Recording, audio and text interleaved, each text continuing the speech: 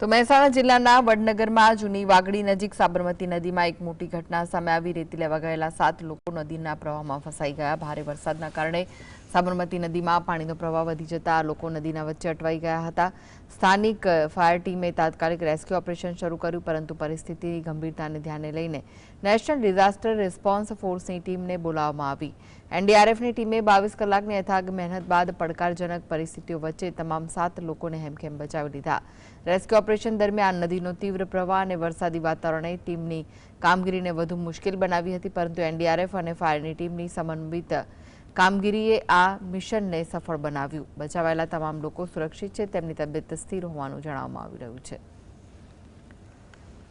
તો આ વિશે વધુ માહિતી માટે જોડાઈ ગયા છે સંવાદદાતા સંકેત। નદીમાં 7 લોકો ફસાયા હતા, જેમને બચાવી લેવાયા છે, શું વિગત છે?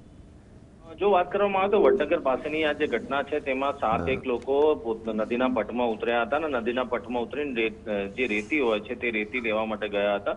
આ જે સમગ્ર મામલો છે તેમાં ટ્રેક્ટર અચાનક જે ધરોઈ ડેમના દરવાજા ખોલવાના કારણે જે પાણી હતું તે ફ્લો અચાનક વધી જવાના કારણે એક છેડે તેઓ જે આ ટ્રેક્ટરમાં બેઠેલા 7 જેટલા મજૂરો હતા તે 7 મજૂરો ત્યાં ફસાઈ ગયા હતા। સાથે આ બાજુ પાણીનો વેડો હોવાના કારણે ત્યાં ઘટના સ્થળે કોઈ જાય તેવી શક્યતાઓ નકારી શકાય તેમ નહીં। સ્થાનિક તંત્ર દ્વારા ભારે જહેમત ઉઠાવવામાં આવી હતી, પરંતુ એનકેન પ્રકારે રેસ્ક્યુ કરવાની જે તજવીજ હતી તે અસફળ રહી હતી કે પાણી નો ફ્લો ખૂબ વધારે હોવાના કારણે અત્યારે એનડીઆરએફની જે ટીમ હતી તે ઘટના સ્થળે પહોંચીને 2 કલાકના સમયાંતરમાં 24 કલાક બાદ તમામે તમામ વ્યક્તિઓને બચાવ કરી લેવામાં આવે છે અને આ સમગ્ર મામલે તેમને બચાવ કરીને તાત્કાલિક સારવાર માટે ખસેડવામાં આવ્યા હોવાનું જાણવા મળ્યું છે। તમામે તમામ હેમખેમ હોવાનું પણ પ્રાથમિક માહિતીમાં જાણવા મળી રહ્યું છે।